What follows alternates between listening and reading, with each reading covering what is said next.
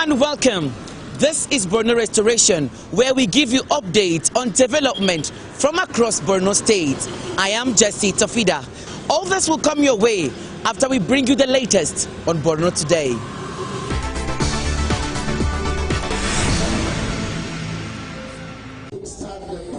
It's the launch of the Renewed Hope Initiative Women Agricultural Support Program. Nigeria's First Lady Oluremi Tinubu is represented by the wife of the Vice President, Nana Shetima. On her team are wives of the governors of the Northeast region. Their visit is to provide succor to women farmers and people living with disabilities. 6 states of the Northeast region will get 10 million naira each to be shared among women farmers. The administration of His Excellency President Bola Ahmed Tinubu, GCFR, recognizes the pivotal role that agriculture plays in achieving sustainable development and ensuring food sufficiency. Therefore, the Renewed Hope Initiative's commitment for supporting women farmers nationwide aligns with the broader national agenda to strengthen the agricultural sector. Today, we are supporting 20 women farmers per state in the Northeast zone with the sum of 500,000 naira. These farmers are those in the agrarian sector, animal husbandry, poultry, and fish farming. In a short while, the Renewed Hope Initiative will be collaborating with the Federal Ministry of Agriculture to empower potential farmers. In this phase, 75% of the beneficiaries will be young farmers, young female farmers, while 25% will be for the young male farmers. They will all be specially identified, trained, and empowered, inshallah. In view of the fact that the issue of job creation has been the main concern of this government, this shows the importance of the initiative in improving not only agricultural productivity in our state, but also to enhance the general standard of our rural farmers who constitute the majority of our teeming population. There is every need to ensure that the women also constitute productive members of the society. It is in recognition of this fact that the Renewed Hope Initiative Women Agricultural Support Program Northeast Geopolitical Zone, which is aimed at fighting unemployment, and its associated program conceived the National Agricultural Program to cater for the jobless. This will give equal opportunity to both urban and rural women who constitute the highest percentage of jobless in Nigeria. I understand that the noble first ladies of Bauchi, Borno, Gombe, Taraba, and Yobe State, and the representative of Governor of Adamawa State coordinated this program are here to witness the distribution of business recapitalization grant to persons living with disabilities and the support to women farmers. Another 200 women living with disabilities are beneficiaries of today's gesture. This is to boost agricultural productivity and to make them self-reliant. We join many others across the country in expressing our heartfelt appreciation and gratitude to your tireless efforts and unwavering commitment to making a difference in the lives of the ordinary Nigerians who need it most. Your Excellencies, our dear mother and beneficiaries, your dedication and commitment towards uplifting the lives of the less privileged, particularly women, through the Renewed Hope Initiative did not go unnoticed, because if not in every home, in every hamlet or ward, we have a beneficiary of the Renewed Hope Initiative whose life has been positively impacted. One of such is the scholarship opportunities to individuals that open doors of opportunities for many ordinary Nigerians to pursue their dreams and create better future for themselves and their families. The women agricultural support program will not doubt improve the lives of people, especially communities in the Northeast who witnessed the activities of incident over the years. The program will also enhance food security, reducing the rising cost of food items and improving the economics. We hope and pray that beneficiaries of the scheme will do the needful in an effort to achieve the desired target. The concept of the Renew Hope initiative is all about demand-driven approach to development. How are we going to impact our people positively in order to cushion the effect of vulnerable group? Who are the vulnerable group? That is persons with disability. The Renew Hope initiative, it is all over Nigeria. They have been doing it based on the geopolitical zone. Is well coordinated. Northeast has the highest number of persons with disability as a result of the insurgency. That is the essence why they are plugging up. And women with disability, they are facing multiple challenges in terms of vulnerability. This agricultural intervention by Nigeria's First Lady, Senator Oluremi Tinubu, is to address root causes of food insecurity, which is poverty. She assured that same gesture will be extended to all the regions in the country.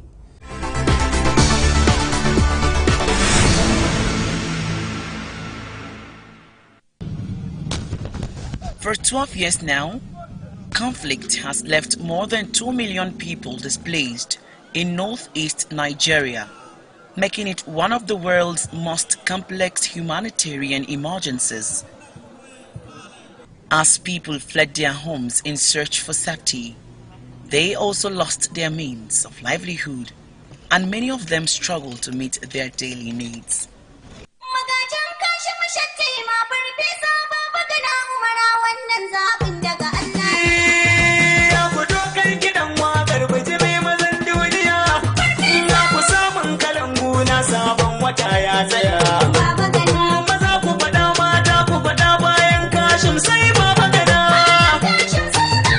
But the Zulum administration is not sitting idly by, as it continues to swim against the tide by providing livelihood support to the people.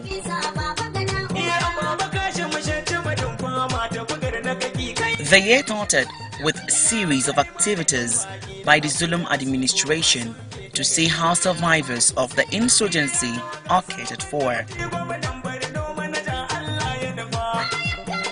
Every sector in Borno continues to wear the stamp of Professor Babagana Zulum.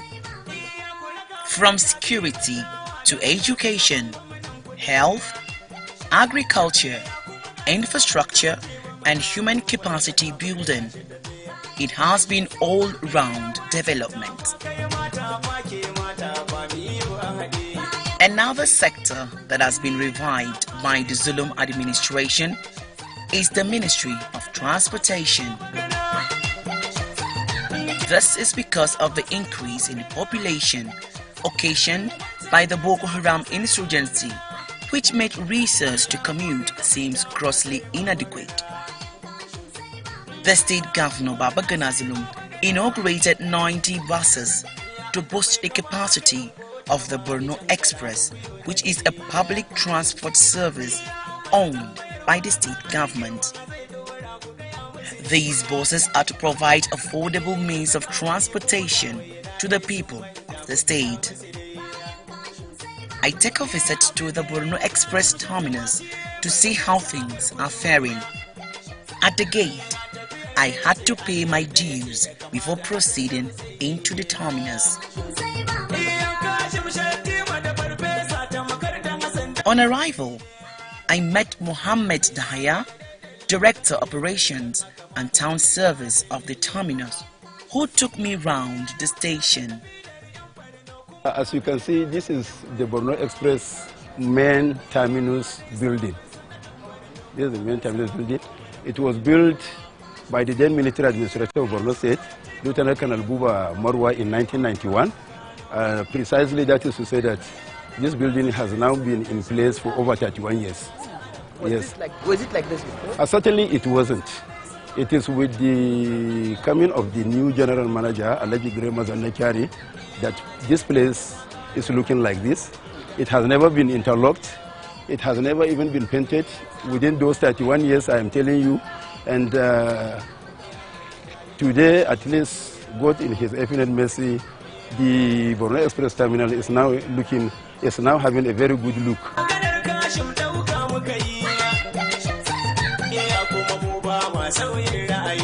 I want to tell you that it is not only Borno Express that is operating within this terminal.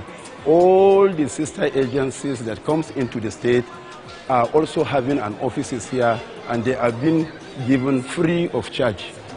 This is the ticketing unit of the Borno Express, and just behind us, you will also see that of the sister agencies, as I was telling you earlier.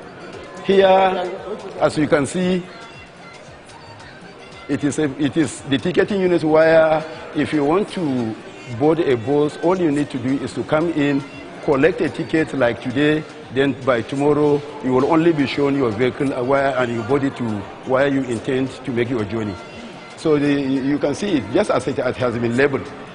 Our booking clerks operate from as early as 5:30 in the morning up till 7, 8 in the night, waiting for intending travelers to obtain their tickets. By my right is the office of the Chief Accountant on Revenue, which is charged with the responsibility of collecting all the locally generated revenue within the park and thereafter taking it to the bank. My department, as the name implies, the Director of Operations is in charge with coordination of all the buses that are intending to go on various routes to ensure that each of the buses designated on each route have dispatched in a very conducive atmosphere taking up its place. And that is the main reason why our office has even been located within the terminal, just as my colleagues are also having their own at the headquarters. You can see that because of the importance attached to the operations department, our office is located within the terminal. The drivers of Borno Express, as you know, can be said to be one of the best drivers based on the fact that at least they get basic training. Sometimes professionals from the Federal Road Safety do give them sensitization. The corporation driver is being allowed to go out without his valid driver's license. At least, as you can know, he is also a civil servant. He has been paid, so he should know what it means.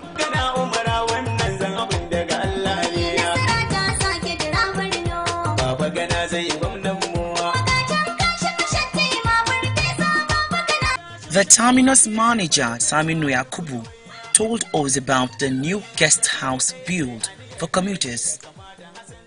They are furnished with furniture to give travelers a place to lay their heads whenever they arrive late.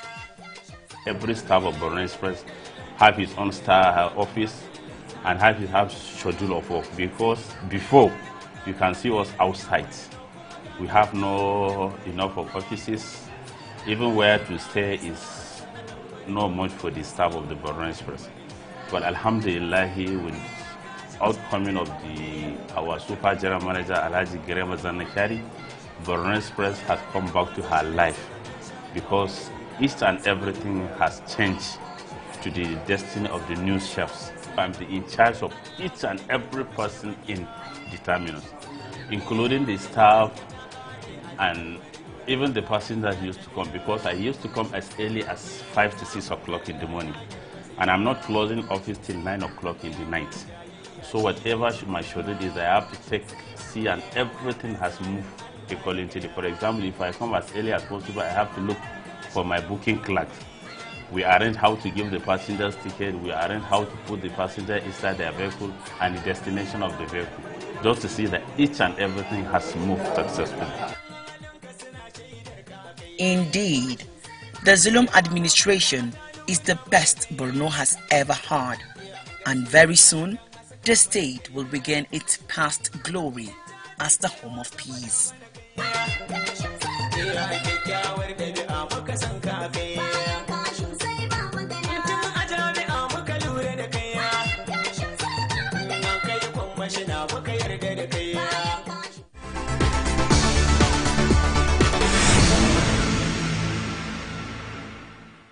Welcome to Borno Restoration. As the General Manager of the Borno Express Terminus, talk us through the state of the Borno Express Terminus before now. Alhamdulillah, thank you very much welcome. I met the terminus in particular, a structure that has been built for almost 31 years, and it happens to be a gateway to Borno State in general. And it is a public place where its usage is 24/7. It is a place where people from all over the country, including neighboring countries, use. This is the extent of the usage, and it has been used for the last 31 years. And within that period, unfortunately, no major attention has been put in the attending to restoration of the place. You know, when you have a public building where a lot of people come and go, there are a lot of issues that has to be attended to once in a while.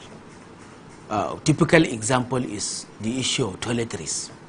It is a public conveniences for people that once in a while either it will be modified or upgraded or expanded, because as time goes on, the number of people that the terminus has receive, it goes astronomically. There are a lot of challenges which within that period, particularly the period of this problem we have. No road, water is not there, electricity is not there. Let me appreciate His Excellency Professor Babagana Omar Zulum for giving me the opportunity to serve the state in a very high capacity, and inshallah we will not fail him, and we are doing everything possible. Me and my team will make sure that the end will not be regrettable. Transportation is a key to development in any society, and Borno State in particular. We find ourselves in a geographical location where we have 3 countries neighboring the states, which is a very good access for the whole of Nigeria to access markets from Nigeria up to Chad, Cameroon, Central Africa, Sudan, Libya, so on and so forth. Now bring us up to speed on how you've been helping the state in revenue generation. From January to July 31st, the corporation has remitted around 125 to 130 million naira to the state government. So, but then before I come, this thing is not there. Now we have been picking, and for you to even sustain your revenue, you must be ahead of vehicle failures. You have to, because the issue is that you cannot wait for let's say for example you have 10 buses and all of them are okay, they are running now. It is a foolish thing for anybody to do if you don't have at least one engine in your store for any uneventualities, or one gearbox, you keep it somewhere. Not to talk of engine oil and some tires and things like that. And most of those materials that I have mentioned, they are very costly. The provision of this vehicle by the state government have helped even the corporation extensively. The reason why I said so is that we have to have an environment of competitive environment. Whenever you have a competitive environment, things will be easy, price will be controlled, because there is no monopoly in that aspect. And His Excellency, in his own magnanimity, he resort to giving the taxis and the NAPEP to the people that are in the business. That is Keke NAPEP riders. They are in the system, they know the system, they know the patterns, and they are part and parcel of the company. So now the challenges is that between the taxi drivers, the NAPEP riders, and Borno Express. I was appointed about 2 years ago, and sincerely speaking, they are my backbones. Because anywhere, if you see a drastic transportation, there are people that stood behind you, firmly committed. And as you indicated that you made them early in the morning, we have been on the what will I say, competition level with them. Because I used to go to the terminus as early as possible. Because sometimes even if after my morning prayer, I took my car to the terminus, then I will meet them there. Because we are competing. This is the key to our success, because my directors and my terminus managers will be in the terminus before the drivers come. You know, the drivers are the first people that will come, for them to park their vehicle in an appropriate place for passengers to be taken. Secondly, the ticket sellers, because some of the bookings are being done in the morning, and most of our passengers, because for the long distances that we cover, Maiduguri, Jos, Maiduguri, Kaduna, Maiduguri, Abuja, the vehicle should leave as early as possible, because the people would like to be there. So by as early as 5:30, movements start within the terminus. And I really appreciate the commitment of my directors, because whenever I go, I will meet them, but sometimes they will meet me there. Yeah. Because it is a challenging. Yeah. So by so doing, it has gingered most of our staffs. Because if you go to the terminus by 6:30, you will meet almost 75–80% of my staff there. And most of our work is done in the morning. From 5:30 to 6 o'clock in the morning up to 10–11 o'clock are the peak period of our work. Then from 2–3 p.m. up to 8–9 p.m.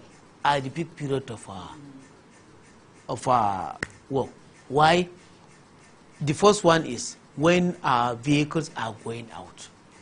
The second one, when they are coming. But then when they are coming, they will come with problems. That is the reason why I close by 8:30 up to 9 p.m. with my directors, because our vehicle will travel from Abuja to Maiduguri. And this vehicle will be going out tomorrow. But then, when the vehicle comes, my workshop engineers and things like that, they have to look at the vehicle. Maybe the drivers might come with 1 or 2 issues on the road, on his way coming. So the mechanics and the managers will attend to it, so that we have to be sure that this vehicle is fit for it to travel back. If it isn't, then among our schedule for tomorrow, we'll remove him. Let the people of these states know that Borno Express Corporations means business for now. Business in terms of the challenges of transportation that we have within the state will be over for good. The government have assisted the corporation tremendously. And we are doing everything possible in order to ensure that the populace receive the best of us. All right, General Manager, Borno Express Transport Corporation, Graham Azanakari, thank you for your time on Borno Restoration. Thank you very much. You are very much welcome. I really appreciate it.